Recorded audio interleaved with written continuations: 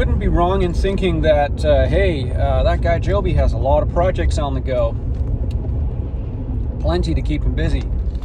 But oh no, there's always room for one more. My wife had the idea of creating more passive income. And by that, she wanted to do a portable sauna. Yes, portable sauna, where people would rent the sauna. It's a great idea. You have a camp. If you're camping for a couple days, you can order up the sauna. We deliver it, leave it there on your campsite, and come pick it up when we're done. So I am on my way to Port Alberni to look at an old, junky, but hopefully not too junky, horse box, which could be converted into a sauna. Another project for Papa Dukes. I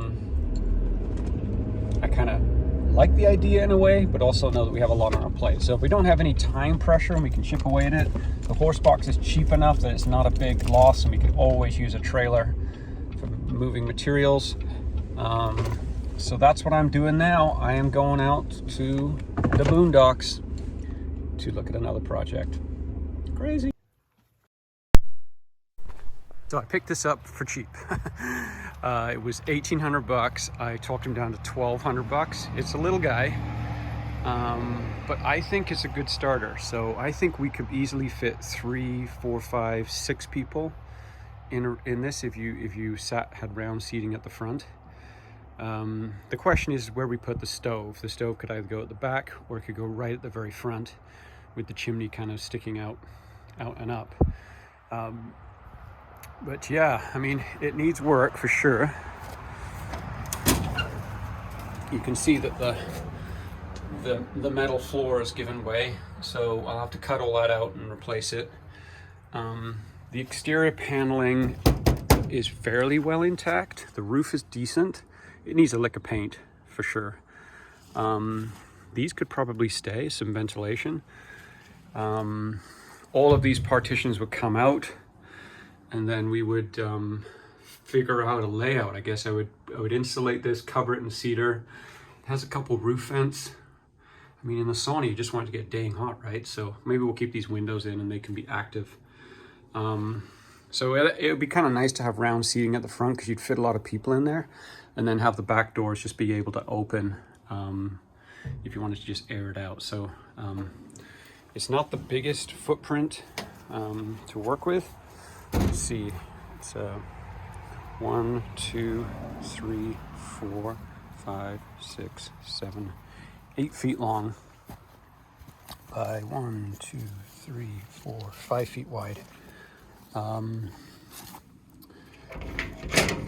Yeah, there she be, ladies and gentlemen, another project for Daddy.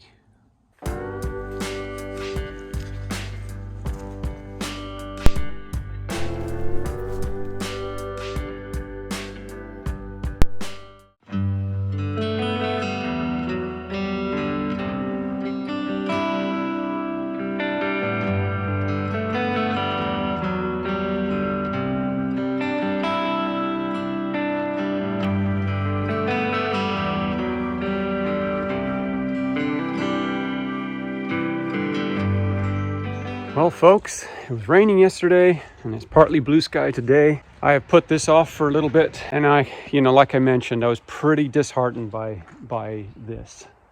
I could deal with the rot on the front and the back on the bar side, but when I hit this side, it was even worse. And it's been a tough pill to swallow, to say the least, because honestly, would I have restored it if I'd known it was this bad? Probably not. I would have probably taken the roof off, kept the roof material, and just leveled it, because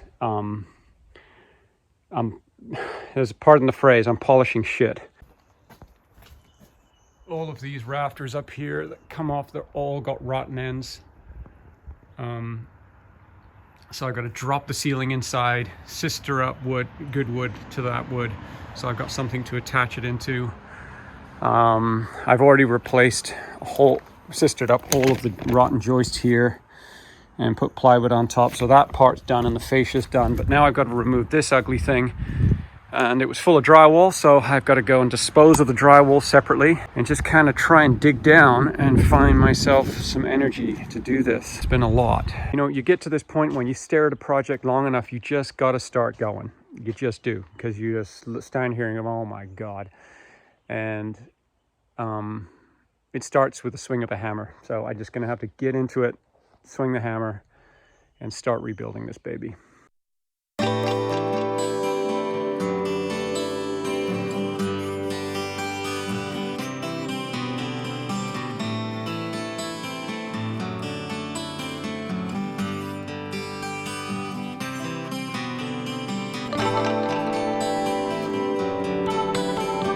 You hear those frogs?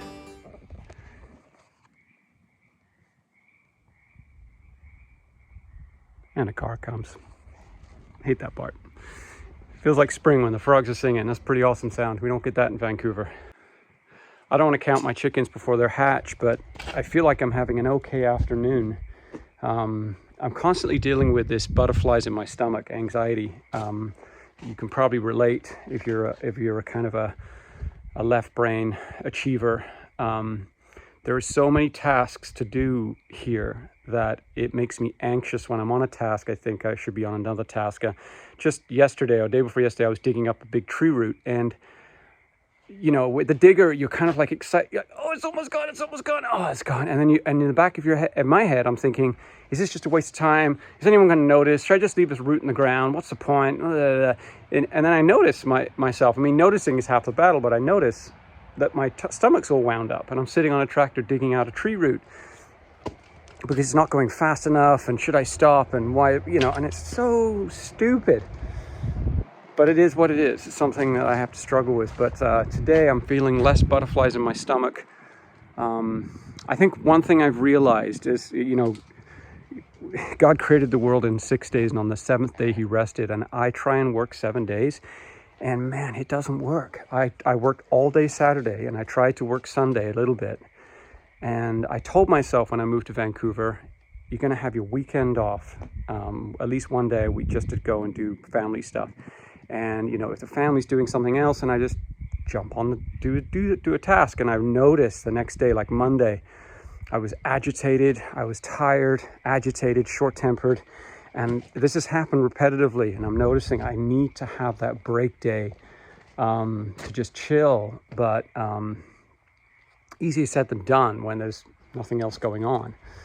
But I need to kind of remember those promises I made to myself and go back and kind of look at them. I probably should put them on my mirror and have the courage, because it takes a lot of courage, believe it or not, when you're wired the way I'm wired, to put down your tools and to walk away from a project, and to, you know, because really in the grand scheme of things, it's all going to rust and rot by the end of my, you know, when I'm dead and gone. And, you know, so trying to just enjoy the process that I'm on, realizing the long goal. Like right now, I can kind of feel it. I can kind of feel it, that it's okay that I look over here in a project and I look over there and there's a project, but I'm working on this project. And also when I'm working on this project, I see that needs to be removed, but I'm just like focusing on this part. Again, feels okay now. We'll see how it goes tomorrow. And I'm just trying to rewire myself. All right, back to my Zen project. Okay, so the 2x2's in, the 2x4 is in. Reached this point here. I think the best thing for me to do now is to fix the floor up down here. I've already fixed all these joists and sheathing, and that's done. And then get this framed and supported along the way. And I'm gonna have to kind of adjust things. It is kind of going up a little bit here. So either it's going up or this is coming down. Maybe this is coming down. Maybe I need to lift this end up a bit more. So anyway, I'm gonna play around with the levels and then start to frame this in. And then I'm gonna feel a lot safer about removing this.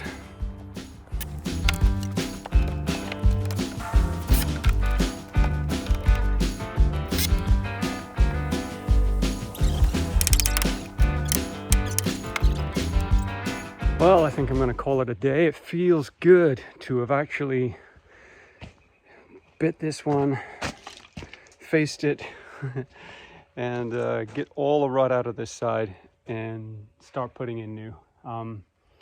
Pretty crazy. I mean, not crazy, but I saw a carpenter ant down here, a little family of maybe 6 or 7. And I'm like, oh my God. I think what might have happened, what happens on a lot of homes and things like this is people let shrubs grow up against them. And there was definitely shrubs all around here, which gives the ants a way up, because carpenter ants don't eat wood. They use the wood to make their nest, and they have to go out on missions to get vegetation. So it's good because you can tell. I heard that termites, it's another story, they actually eat the wood, so they're harder to track, but I think you can hear termites crunching. They're really quiet. So anyway, I got most of the stud wall up to here, and this is where I'm going to put an 8-foot opening that I'll probably end up shrinking to 6 foot, but I'm just going to go big on the header just in case I find an 8-foot slider. And then yeah, it means I can take all the bracing off, and the roof is now nice and solid, so that feels good. Okay, so an update on the ugly house reno. We've done this side. It's all Tyvek'd up, kind of ready for siding and glass windows. And I just got the front finished. Got all the rot that I had to deal with up in the corner here. Had to splice in a joist. I do want to take off this red here, and just kind of fix that up, but that's ready. Got its new window in, because this did have the bay window. And then I kind of won the fight a little bit with this side. So fixed all that awful rot that was up the top there.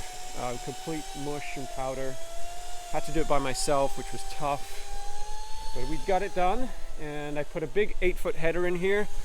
I'm just looking on Facebook Marketplace for a used patio door. I'd like to span most of that. Like a 7-footer would be great, because then we get to look out, or the renters get to look out at the woodland, which is kind of nice. So next on the list is getting rid of this guy, because the rock goes in behind it, and I have to get that off. So I've taken off all the insulation, I've taken off all the drywall, and now I got to get the machine in here and try and wiggle it off the building. So I need another dumpster, I think. Well, a lot of this I can burn if I get the plastic removed from it. So that'll be the last bit of removal, and then I can get on to rebuild. I just want to get this outside buttoned up. It's been dragging and dragging and dragging, but yeah, one day at a time.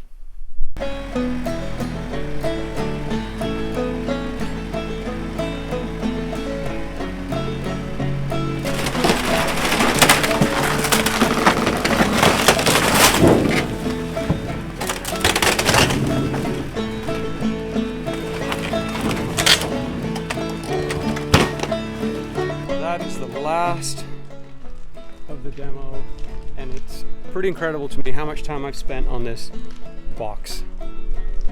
I'm just left with a box. It's like a big trailer.